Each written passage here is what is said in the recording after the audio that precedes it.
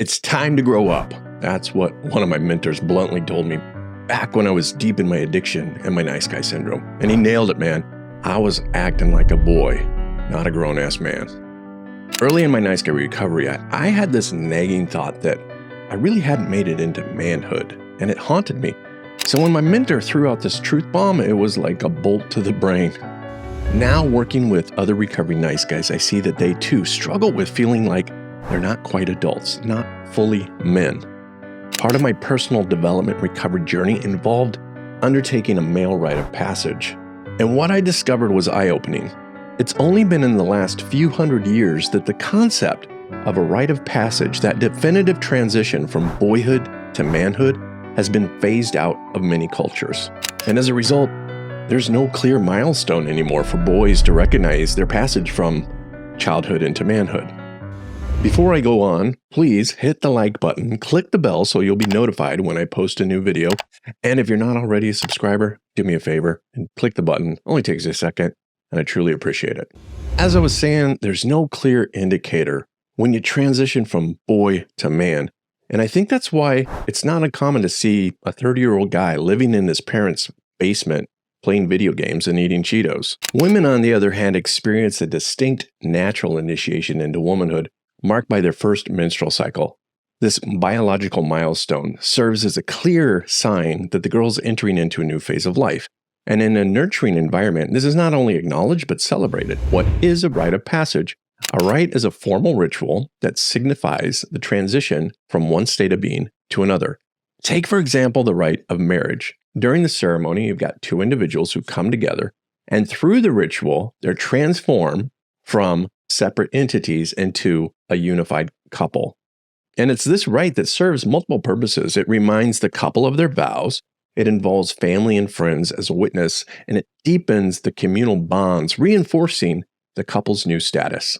Essentially, rites are powerful because they not only mark a significant change in life, but it also embeds these changes within the community and the traditions, giving them a deeper meaning and recognition. Since most cultures have ditched the whole rite of passage thing, boys are often left without a clear signpost that screams, "Today I am a man." Consequently, many of us feel like we're just kids playing dress up in a man suit. Without that definitive moment, we are stuck believing we're still boys, just taller with deeper voices. And it's this lack of formal transition that keeps us in a state of limbo, in a perpetual adolescence of being awkward and fumbling through adulthood. 20 years ago, I embarked on a formal male rite of passage, and it was led by a group of men who themselves had been initiated through a similar rite. In my cohort, there was 50 men, and they were ranging from the ages of 20 all the way up to 80. Each one of us was there driven by a deep, soulful urge to step fully into our masculinity. It was a 5-day event held in the high desert of Oregon, where each day brought a new ritual that was borrowed from ancient civilizations and adapted for us. So picture this, 50 guys running around naked around a fire, drumming, covered in pig's blood and spit, howling at the moon, sort of your typical Friday night, right? And I'm not going to lie, this was part of it. There was also a profound sense of brotherhood and love among us. This was an initiation, not a hazing. It was something that was genuinely beautiful. The final ritual involved each man lying on the ground in a single row. We were shirtless. Now, the first man at the end of the line straddled the next man in a push-up position, and he said, "When I was a child, I acted like a child." The man laying on the ground would then look up into the eyes of the man above him and answer with, "Today as a man, I live as a man." The man underneath would then transition in rotation to the top of the next guy, and this continued until each man had been spoken and heard these affirmations hundreds of times. I know it sounds a little bit out there, maybe a little woo-woo, but something transformed in my heart because over and over I heard these men affirming my manhood.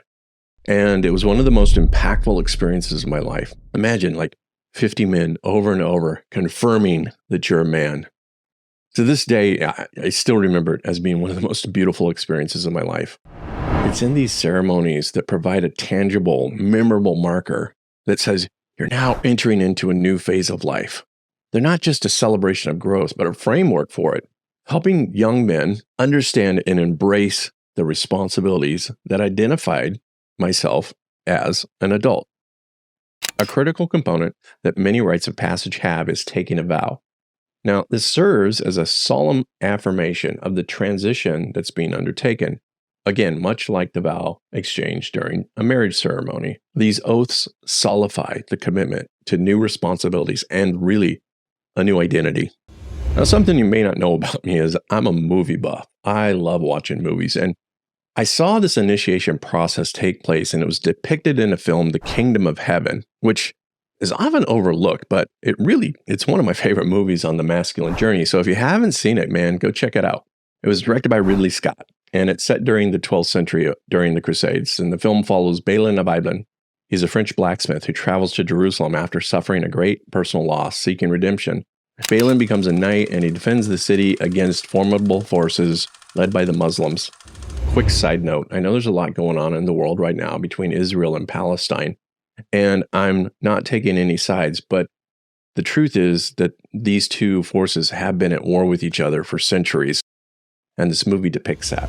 The movie explores themes of faith and honor and the complexities of war, portraying the battle for control over Jerusalem both as a physical and moral struggle.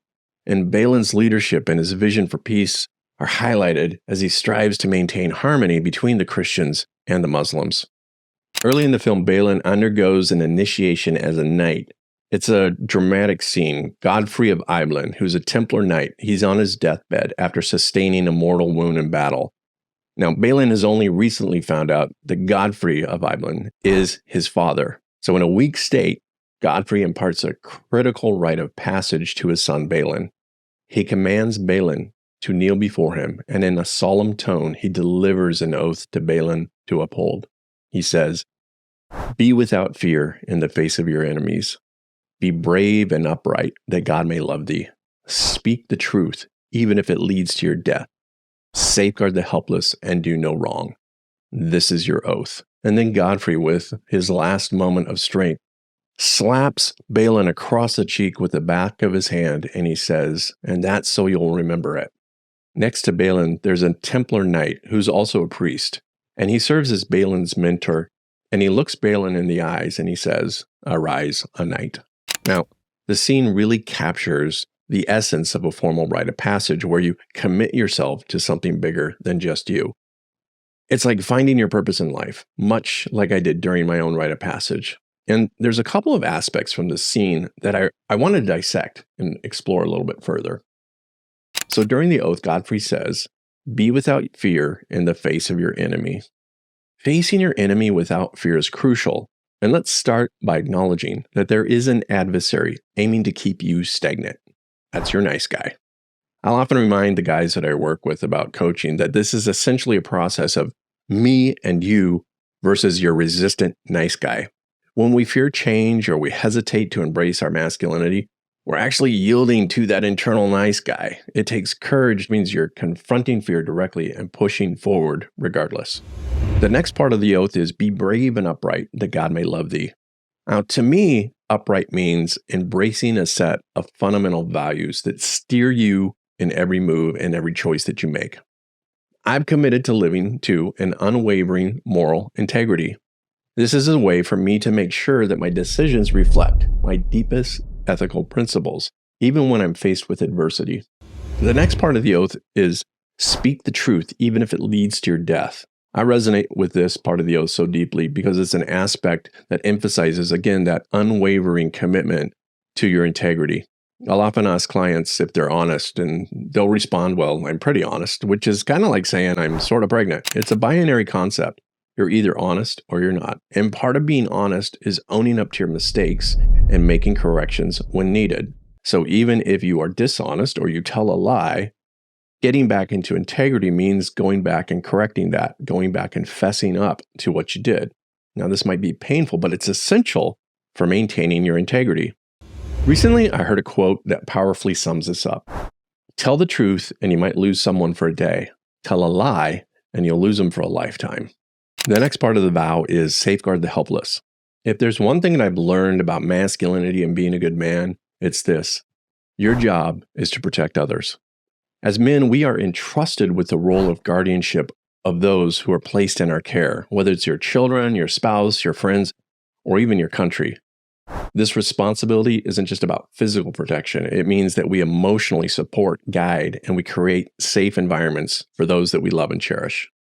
And then there's the slap. Fun fact, traditionally this came from the Catholic sacrament of confirmation.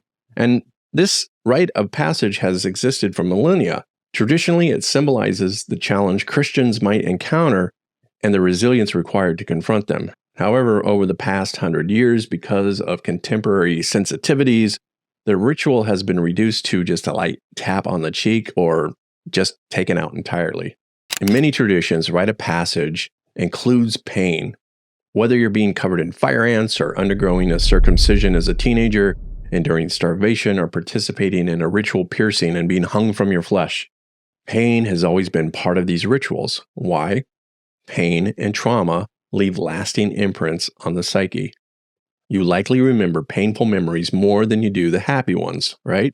To clarify, I'm not advocating that we bring this part of the ritual into the practice, but rather it's just a suggestion that in a ritual, there needs to be a reinforcement of the commitment to the vow that resonates deeply with the individual.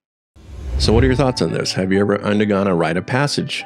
Is this something you would want to do in your own journey? I've been contemplating creating a rite of passage for the men that I work with. I don't know, would you be interested? Let me know. I promise, no ritual piercings and being hung from your flesh. Probably. Let me know your thoughts in the comments. Also, if you enjoyed this video, check out the one I did on the power of responsibility, moving from victim to victor with masculine integrity. I'll put a link up here. Thanks again for tuning into this podcast episode. If you're listening to me on one of your favorite podcast platforms, do me a favor and rate the podcast and subscribe. Your support means so much to me. And until then, I'll see you next time on The Recovering Nice Guy.